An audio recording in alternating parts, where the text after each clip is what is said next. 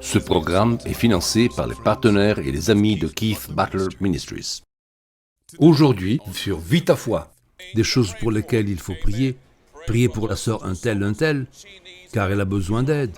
Vous ne le savez pas, mais quand vous priez dans le Saint-Esprit, Dieu se déplace sur la terre car quelqu'un lui a demandé. Il attend que quelqu'un lui demande pour pouvoir déployer sa force. Quand vous priez dans le Saint-Esprit, il va prendre votre déclaration surnaturelle et il utilisera votre demande comme le Saint-Esprit l'a demandé et il aidera votre sœur ou votre frère.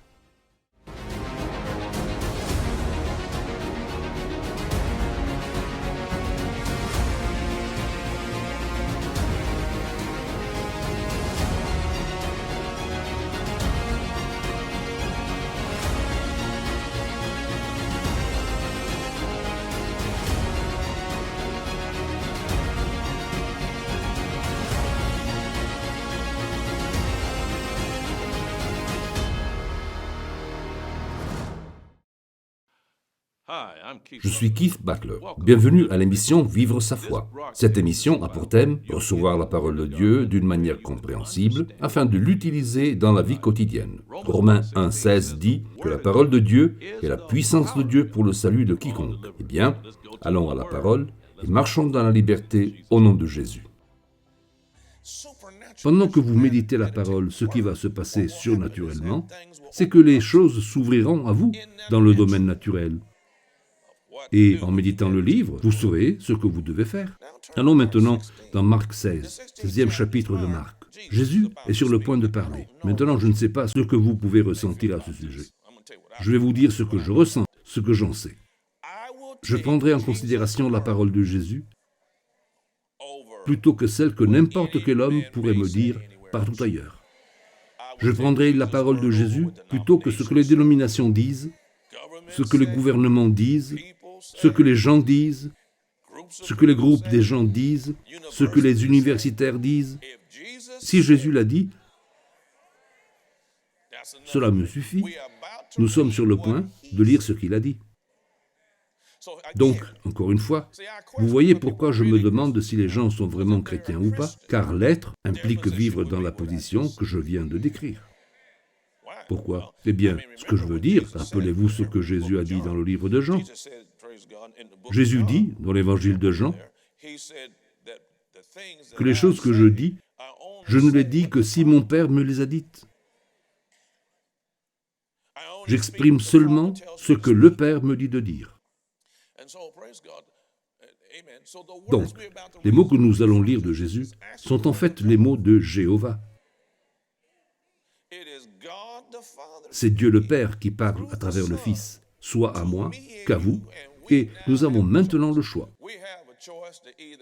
Nous avons le choix d'entendre ce qu'il dit, de recevoir et de croire ce qu'il dit, répéter ce qu'il dit et agir sur sa parole comme étant la vérité. Les 5 éléments de la foi. Très bien, Jésus continue à nous parler. Jésus a dit ici au verset 15, et il leur dit, allez dans tout le monde, pas seulement dans votre quartier, pas seulement dans votre ville, et prêchez l'évangile à toute la création, c'est-à-dire au monde entier. Celui qui aura cru et qui aura été baptisé sera sauvé, et ainsi de suite. Celui qui n'aura pas cru sera condamné. Et ce sont ici les signes. Le mot signe est intéressant, parce que le mot grec pour signe est sémeion. Sémeion signifie miracle, merveille, les évidences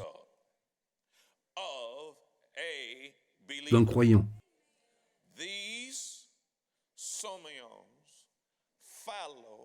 Ces sémeillons suivent les chrétiens. En d'autres termes, ce que nous avons lu est valable pour tous ceux qui sont croyants. Comme nous l'avons déjà vu. Jésus et le Père disent que chaque croyant a des indications de signes, de prodiges, de miracles. Mais ils ne sont pas toujours ce que vous pensez qu'ils soient. Et je vais vous le montrer. Voici ceux qui accompagneront ceux qui auront cru, en mon nom, dans mon autorité, avec mon caractère, car ils me représentent sur la terre. Ils chasseront premièrement les démons. Vous n'avez pas besoin de moi pour prendre autorité sur les démons. Vous pouvez le faire vous-même dans l'autorité de Jésus. C'est un signe pour chaque croyant. Je sais qu'on appelle cela un miracle, car avec toute la force que nous avons, nous ne pourrions même pas botter un petit démon. Ils ont de la force, mais nous avons son autorité. Cette autorité nous a été transférée. Comme un rien, Jésus a terrassé des démons, et si nous croyons ce qu'il a dit, nous vaincrons les démons comme si rien n'était. Donc, en mon nom, ils chasseront les démons. Continuons à lire.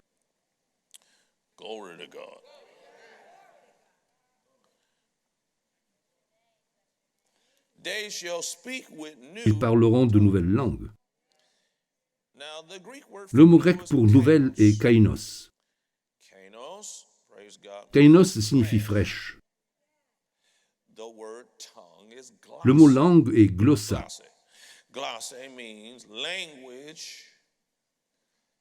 Glossa signifie une langue que l'on n'acquiert pas naturellement, avec des moyens naturels. Que nous dit-il?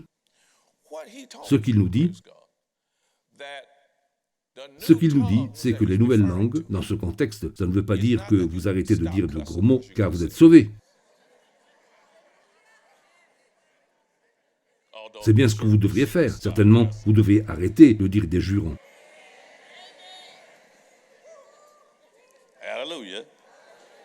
Il ne s'agit pas non plus d'avoir la capacité d'apprendre le français, l'espagnol ou autre chose.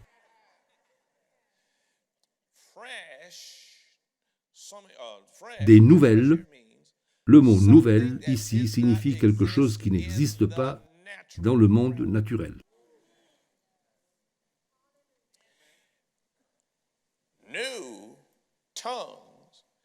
Les nouvelles langues sont un nouveau langage surnaturel. Ce qui signifie qu'elles n'appartiennent pas à ce monde. Car ces signes accompagnent ceux qui croient. Donc il dit que chaque chrétien, chacun, s'il croit, peut parler ces langues qui ne sont pas données par l'homme. Chaque chrétien peut parler en langue. Nombreux sont ceux qui sont dans la confusion quand ils lisent 1 Corinthiens chapitre 12. Ils pensent que ces personnes ont le don des langues. Ce n'est pas vrai. Il n'est pas question du don des langues. Il est dit qu'il y a diverses sortes de langues dans la liste des dons de l'esprit. Prophétie, miracles, guérison, parole de sagesse, parole de connaissance, tous les dons du ministère pour servir les personnes.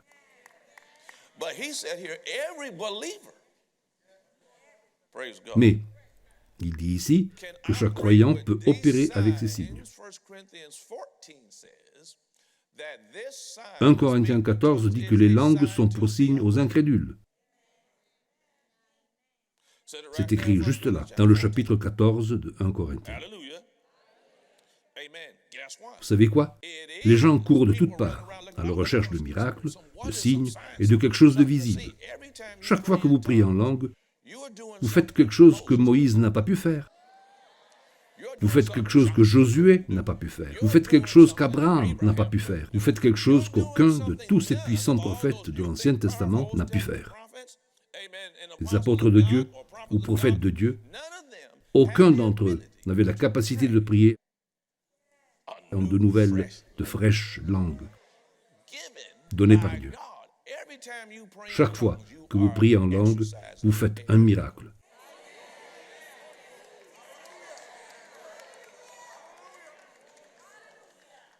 Hallelujah, somebody. Praise God. Now, voyons la raison pour laquelle il est vraiment important d'être fort dans le Seigneur. Allons dans Jude, Le livre de Jude est juste avant l'Apocalypse, le dernier livre de la Bible. Juste avant. Le livre de Jude ne contient qu'un seul chapitre. Lisons-le un peu plus. Nous parlons donc d'être forts dans le Seigneur. Actuellement, je n'ai pas le temps d'enseigner le livre de Jude en entier. Si j'avais le temps, je le ferais. Je commencerai par le verset 1 pour vous l'enseigner en entier. Mais je vais reprendre au verset 18. Comme il vous disait que, à la fin du temps, il y aurait des moqueurs. Des moqueurs vont dire, oui, à propos de ce Jésus, vous avez tous dit qu'il doit revenir, bla bla bla, pas vrai? Marchant selon leur convoitise impie, ceux-ci sont ceux qui provoquent des divisions, n'ayant pas l'esprit, avec le E majuscule. Ils n'ont pas le Saint-Esprit. Une personne qui n'est pas née de nouveau n'a pas le Saint-Esprit. Mais vous, bien-aimés,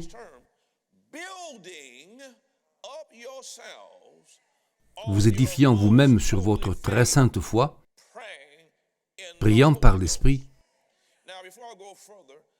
Or, avant d'aller plus loin, tous les deux, soit le mot saint que le mot esprit, et le mot grec pneuma. Et donc, quand vous dites Esprit Saint, vous dites Saint-Esprit. Donc, ils sont la même chose. Revenons ici et examinons ce verset un peu plus dans le détail. Il dit qu'ils n'ont pas l'Esprit, mais vous édifiant vous-même sur votre très sainte foi. Soulignez le mot sainte.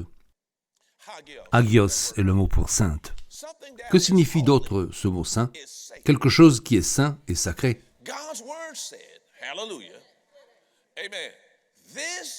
La parole de Dieu dit que c'est par une chose sainte. Quand vous priez, le mot employé ici est le mot grec « en », qui signifie « par ». Quand vous priez dans le Saint-Esprit, vous priez par le Saint-Esprit, vous faites quelque chose qui est considéré par Dieu comme sainte. Et il est dit que Dieu l'a appelé un miracle, une merveille.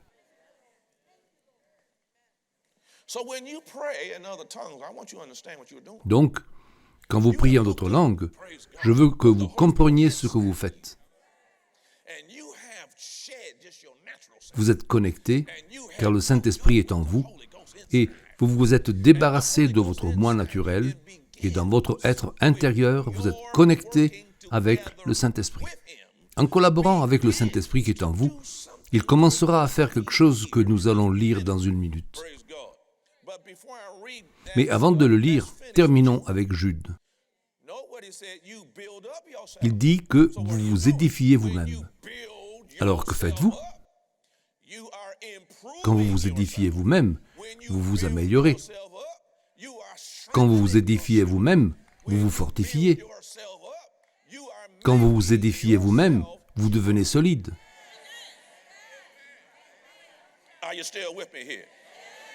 Vous êtes toujours avec moi? Alors, édifiez-vous sur votre sainte foi, car prier en langue demande de la foi. Cela demande de la foi d'ouvrir votre bouche et de commencer à parler une langue que vous ne connaissez pas et que vous ne comprenez pas. Mais vous vous soumettez à celui qui est en vous en croyant que ce que vous faites n'est pas idiot, même si certains le considèrent ainsi, car ils n'ont pas le Saint-Esprit. Dieu a dit que c'est une chose sainte et c'est un miracle pour toi. Pourquoi est-il important? Oui, j'arrive dans un instant. En plus d'être sainte, elle est aussi bonne pour moi. Mais continuons. Alors, par le Saint-Esprit, il n'y a point de point ici, conservez-vous dans l'amour de Dieu. Ce que tu veux dire, c'est qu'en priant par le Saint-Esprit, la foi et l'amour sont liés ensemble?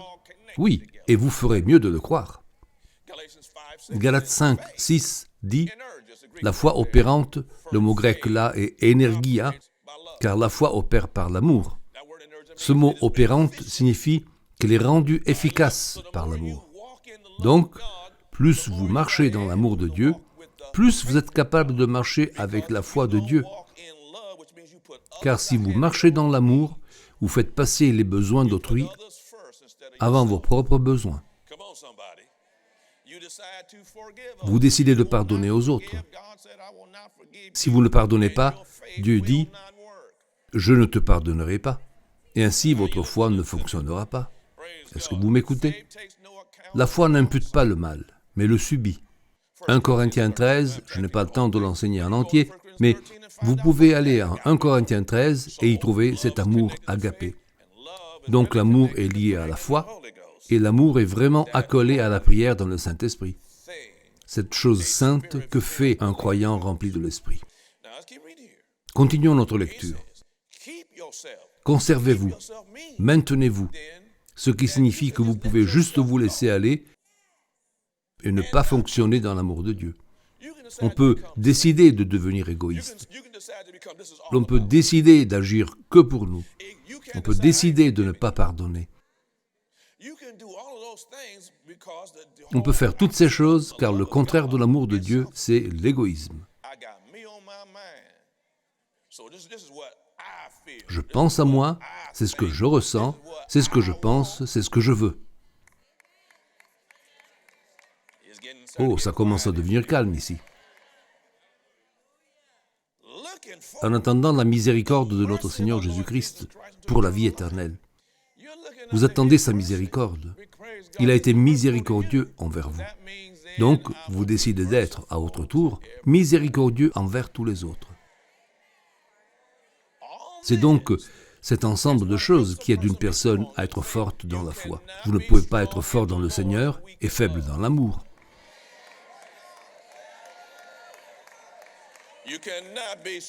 On ne peut pas être fort dans le Seigneur et faible dans la foi. Vous ne pouvez pas être fort dans le Seigneur comme vous le devriez pleinement si, par moment, vous ne priez pas par le Saint-Esprit. Maintenant, allons dans 1 Corinthiens.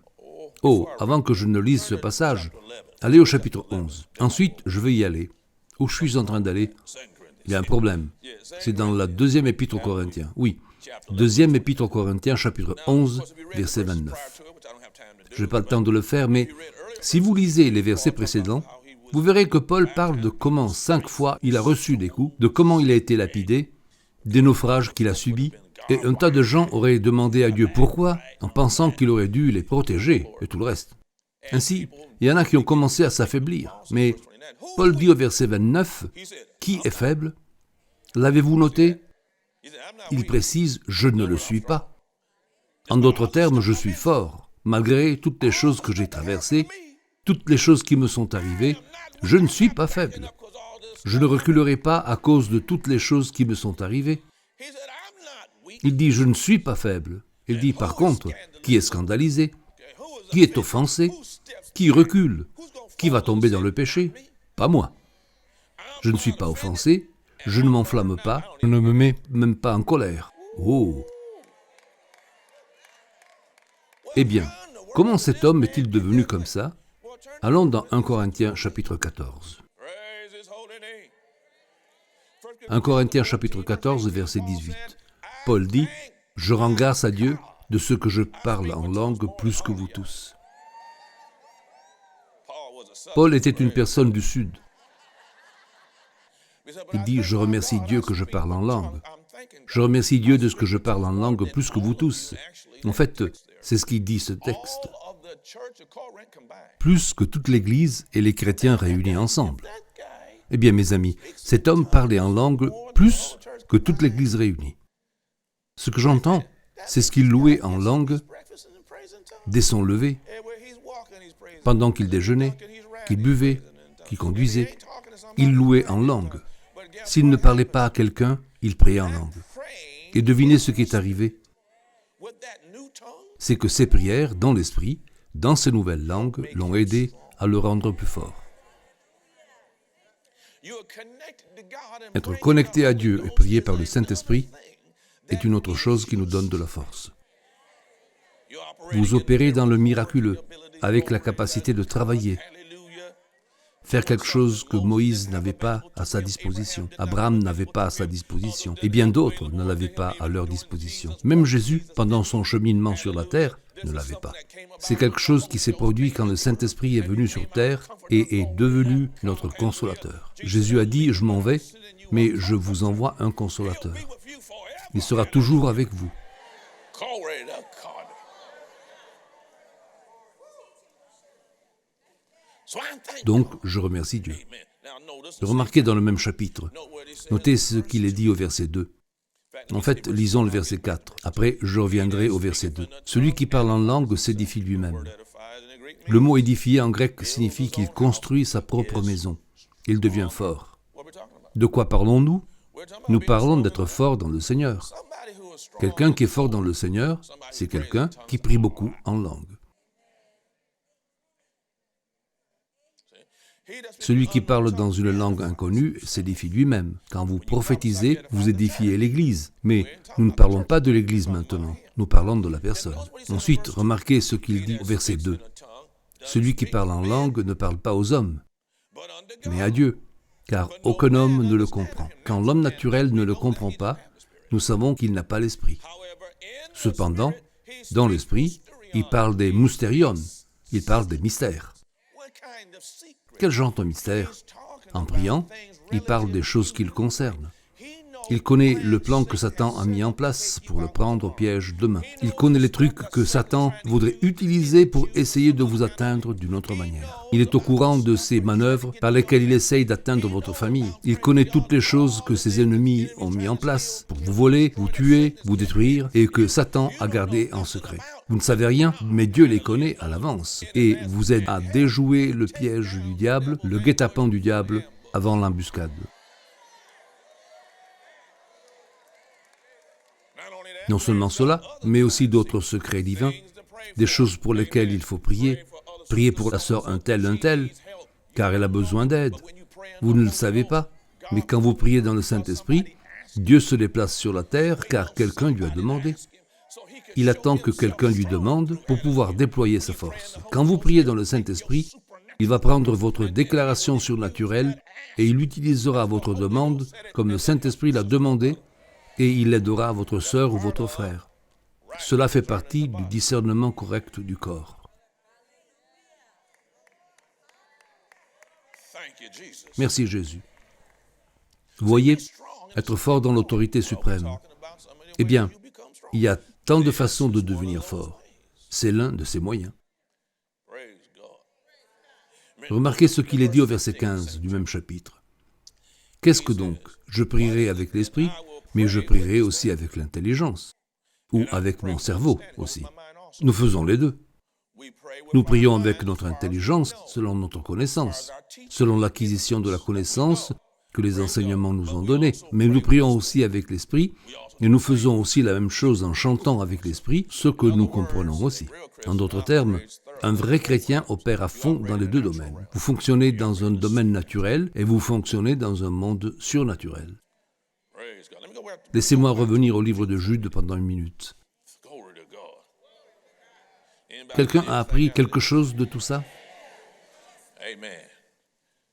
Now, once again, in that chapter, Encore une fois, ce livre de Jude n'a qu'un seul chapitre. Cette fois, nous allons voir le verset 3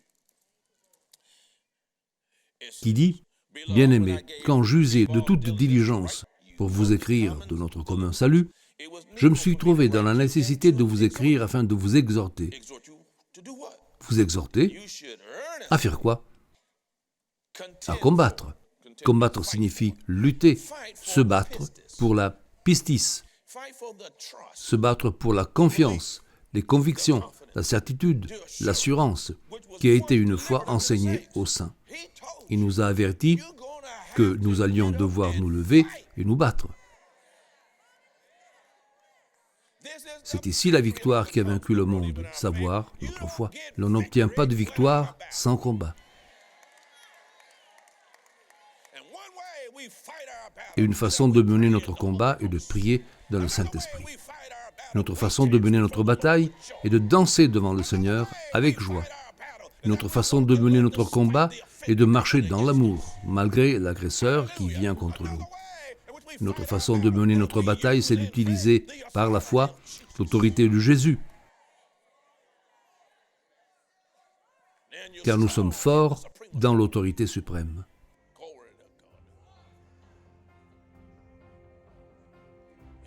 Est-ce que quelqu'un ici peut être fort dans le Seigneur?